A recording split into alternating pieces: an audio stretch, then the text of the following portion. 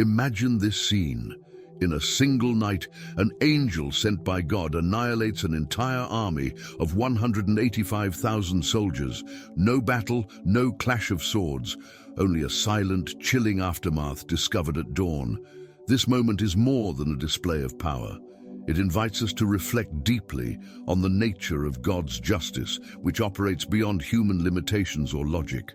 With such an immense act, the question naturally arises: why would God intervene so decisively? What purpose lay behind such a powerful, direct decision? This compelling story draws us into a kind of justice that transcends human definitions, revealing itself according to God's eternal purposes. For many, this narrative might seem mysterious, even unsettling, yet it carries a powerful message about God's commitment to protecting those who trust in Him. The message is clear. God does not ignore the suffering or the cries of His people, and when the need is greatest, He acts powerfully and definitively. This event illustrates that God not only sees but responds with a justice that isn't confined by human perceptions of right and wrong. But what necessitated such intervention? What was at stake that led God to send an angel with a mission of such gravity? To fully grasp the weight and meaning of this act, we must journey back to a time when Judah, a small, vulnerable nation, faced a crushing threat that seemed inescapable. This story, far from being an isolated display of power, is part of a series of events that reveal God's faithful and just character amid a crisis that called for divine action. To truly understand the justice God enacted here, we need to explore the atmosphere of fear and desperation in which the people of Judah found themselves, crying out for a miracle. During this period, the kingdom of Judah faced one of its greatest threats. The Assyrian Empire, known for its cruelty and unmatched military might, had already conquered many surrounding nations, imposing a harsh rule over them. Now the Assyrian forces were marching toward Jerusalem, Judah's capital, with plans to destroy it and make the people of God just another conquest. King Hezekiah, a leader devoted to God, was acutely aware of the limitations of his own army. He knew that, from a human standpoint, Judah stood no chance against the powerful Assyrian forces. As the Assyrians laid siege to Jerusalem, the situation grew dire. The enemy soldiers, vast in number, cast an overwhelming shadow over the people, draining their morale with every passing day. Assyrian messengers, skilled in psychological warfare, shouted threats to demoralize the people of Judah, mocking the idea that their God could rescue them from destruction. They declared that no other God had been able to protect any nation from the Assyrian onslaught, and Judah would be no exception. The psychological pressure on the people was as intense as the physical threat. Yet, amid this atmosphere of despair, Hezekiah made a choice that would alter the course of events rather than succumbing to fear. Hezekiah turned to God in prayer. He understood that Judah, on its own, could not withstand the Assyrian might. In a profound act of faith and surrender, the king entered the temple, presenting Judah's plight before God and asking for deliverance. His prayer reflected humility and trust, acknowledging that only God could bring them out of this seemingly hopeless situation. Hezekiah prayed not only for Judah's salvation, but also for God to reveal His glory, to show the world that He alone was the true God. This complete act of surrender, placing an entire nation's fate in God's hands, set the stage for an answer that would defy human expectations. Hezekiah's plea did not go unheard. That night, while the Assyrian army slept, God sent one of His angels. Without any of Judah's soldiers needing to lift a weapon, divine intervention took place. At dawn, the people of Judah awoke to a staggering sight. The enemy camp was filled with the lifeless bodies of soldiers. In just one night, 185,000 men had fallen, taken down by a force beyond human understanding. Those few Assyrian soldiers who survived awoke to an unimaginable scene. An army that had once struck fear across nations now lay decimated. King Sennacherib, The proud ruler who had boasted of his strength and ridiculed the God of Israel was forced to return to his homeland in disgrace. This event did not merely save Judah from destruction. It became a lasting testimony of God's sovereignty and justice. The extraordinary intervention that spared Judah not only demonstrated God's power, but also left a lasting impression on how divine justice operates. The people of Judah, who had gone to bed with the weight of impending doom, woke to the realization that their deliverance had come in a way both stunning and undeniable. The Assyrian camp, once a symbol of dominance and threat, had transformed into a solemn testament to God's supremacy. For the Assyrians who survived, it was a morning of terror and disbelief as they faced the sheer magnitude of their army's devastation. For the people of Judah, however, it was a moment of relief and awe, a visible sign that the God they served was both present and powerful. This act of justice was also a crushing blow to the pride of King Sennacherib, the Assyrian ruler who had placed immense confidence in his might and scorned the God of Israel, was compelled to retreat in defeat. His defeat was not merely a military setback, but a humbling lesson on the limits of human power before divine sovereignty. For Sennacherib and his empire, the message was clear. Their confidence in their own strength was misplaced, and any attempt to challenge the authority of the God of Israel would be met with consequences they could not anticipate. Through this event, God not only protected his people, but made an unforgettable statement about the futility of human arrogance in the face of divine will. For the people of Judah, this victory represented much more than military relief. It served as a profound affirmation that God was actively involved in their lives. They could be assured that whenever they called upon him with sincere faith, he would respond. Even if his response defied human logic, this manifestation of divine justice underscored that God's protection and faithfulness were constants they could rely on, regardless of how dire their circumstances appeared. The spiritual and emotional impact on Judah was deep and enduring. The people's faith was renewed, their confidence in God's justice and power solidified. They had witnessed firsthand that God's presence among them was a reality they could count on. This experience became a foundational moment for generations to come, a reminder that God's justice is unshakable and that he acts on behalf of his people in ways that transcend human understanding. This victory was not solely against an army. It was a triumph over fear, doubt, and oppression. God's intervention showed the world that his promises to his people are unwavering and that when he moves, nothing can stand in his way. The supernatural justice he enacted that night was a beacon of his steadfast love, forever etched into the legacy of his people. As a symbol of his enduring faithfulness, this remarkable event, where God directly intervened to defend Judah, invites us to consider a deeper understanding of divine justice. In human terms, justice often centers on concepts of fairness. Where actions are balanced with consequences, however, God's justice reaches far beyond these boundaries, operating within a framework of divine wisdom and eternal purpose.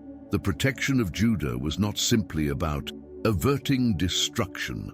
It was a calculated demonstration by God, meant to reaffirm his sovereignty over all nations and to remind the world that his power is unmatched. In this instance, God's justice also served as a decisive response to the pride and arrogance displayed by the Assyrian king. By openly challenging and mocking the God of Israel, Sennacherib had disregarded divine authority. Thus, this intervention was not only an act of defense but also one of correction. Through his justice, God showed that he does not tolerate insolence toward his name or his people. The downfall of the Assyrian forces was a clear reminder that God alone commands ultimate power, and that any force attempting to defy him would face consequences beyond human imagination. This distinction between human justice and divine justice opens a realm of profound reflection. While humans often focus on the immediate and the visible, God acts according to a higher plan. Judah's victory was not a result of military prowess or strategic tactics, but rather a direct act of divine justice intended to protect and teach. This event became an enduring example that, even when we cannot fully comprehend his reasons, God's actions are always grounded in absolute justice and purpose. For us, with our limited perspective, understanding such justice requires trust. Trust that God knows far more than we do, and that his timing and actions are always aligned with a greater good. For the people of Judah, this divine act was a powerful reassurance that they could rely on God, even in moments that seemed insurmountable. God was not a distant observer, but an active protector, reaffirming that his promises were real and unbreakable. This narrative serves as a timeless lesson that divine justice may seem mysterious to us, but it always works. For the good of those who place their faith in God, it is a justice that reinforces faith, built upon the unwavering nature of God's love and righteousness. This story compels us to ponder why God would permit an angel to carry out such a significant act. Eliminating 185,000 soldiers in a single night, it invites us to explore the moral and spiritual reasons that could have led God to respond so decisively. At the heart of this event lies the protection of a people who, in the face of overwhelming odds, placed their trust in him. God's response to Judah's cry for help wasn't merely a rescue. It was a declaration to all nations that he is the one true God, mighty and unchallenged. Beyond safeguarding his people, this intervention affirmed God's loyalty to those faithful to him.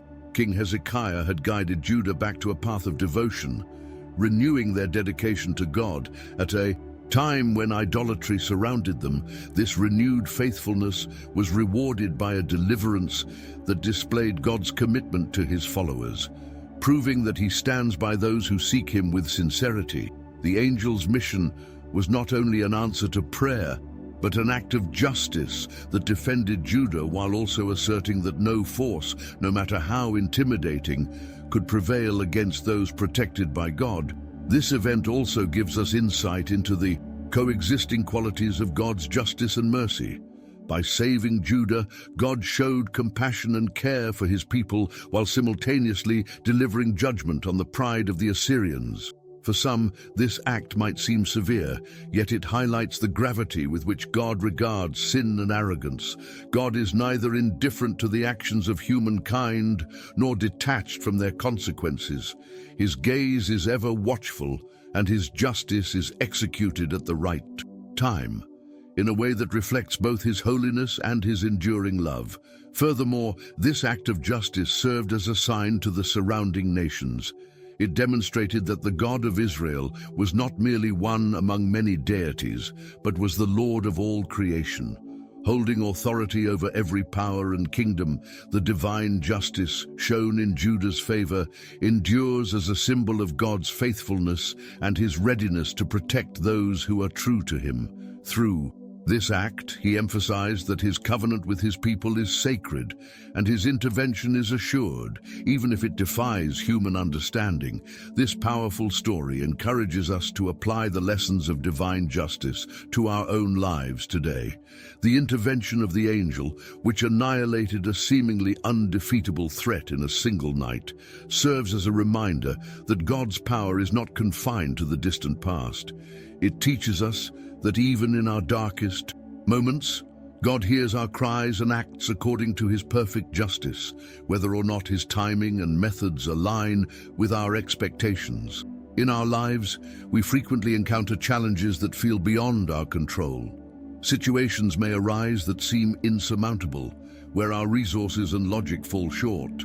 Like the people of Judah, we may find ourselves surrounded by circumstances that appear impossible to overcome.